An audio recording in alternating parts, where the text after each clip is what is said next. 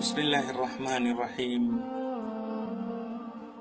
أخي الكريم، أختي الكريمة، السلام عليكم ورحمة الله وبركاته.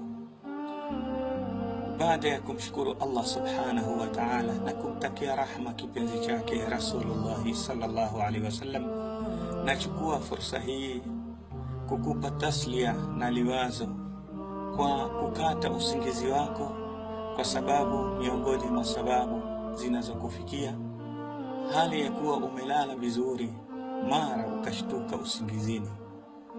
Basi linapokufikia hili, usione umeharibu chochote katika raha zako, au ukaona umepoteza mapumziko yako, bali ukajikuta umechanganyikiwa, hujui la kufanya. Wala usirudi ukayafanya ambayo ni usumbufu wa akili yako, kufungua simu yako, kuangalia mapya yaliyoingia, kufungua WhatsApp yako na meseji zako, la bali liko la muhimu ambalo unahitajika kulifanya kwa kipindi hiki. Kwani Muislamu katika kila linalomfika analoliona lina uchungu na maumivu, kwake linakuwa na kheri, kwa kuwa Muislamu ana Allah subhanahu wa ta'ala.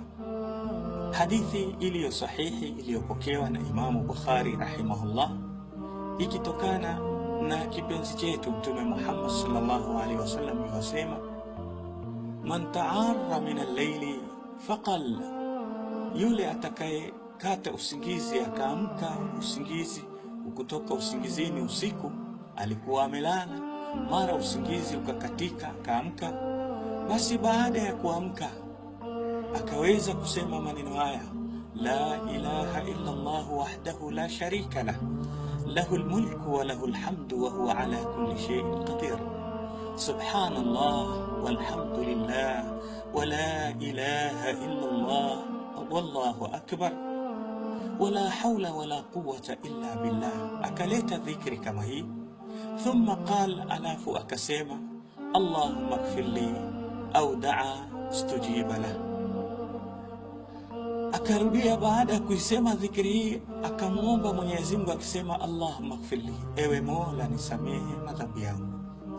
Au daa, au akaomba dua yoyote ile yenye kheri ya dunia yake au ya akhira yake. Na ni wangapi, ni nani katika sisi hana haja ya kheri kutoka kwa Allah subhanahu wa ta'ala? Ni nani katika sisi hana dhambi anayotaka kusamehewa? Ni nani katika sisi hakuna hamu inaompa dhiki? Ni nani katika sisi hakuna tatizo linalomsumbua? Basi hakuna mwingine wa kuambiwa matatizo yetu ila Allah subhanahu wa ta'ala. Sasa kipindi hiki ambacho umekata usingizi, hujui la kufanya, Rasulullah sallallahu alaihi wasallam amekuwekea ibada hii isiyohitaji udhu, ibada hii isiyohitaji kuelekea kibla, ibada hii ambayo haihitaji kuondoka kwenye kitanda chako, pale pale ulipo ukasema la ilaha illa Allah wahdahu la sharika lah, lahul mulku wa lahul hamdu wa huwa ala kulli shay'in qadir, subhanallah walhamdulillah wallahu akbar wala hawla wala quwwata illa billah.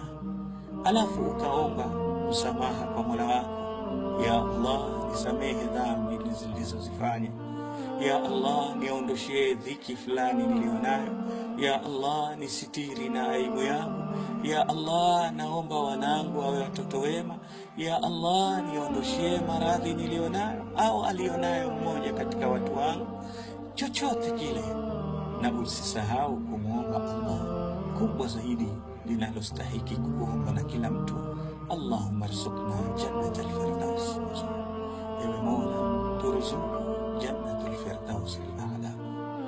Kwa hivyo ukaomba lolote katika jambo lako la dunia au la akhira, basi asema Rasulullah sallallahu alaihi wasallam: au daa ustujiba la, chochote utakachoomba wakati huo utajibiwa dua yako.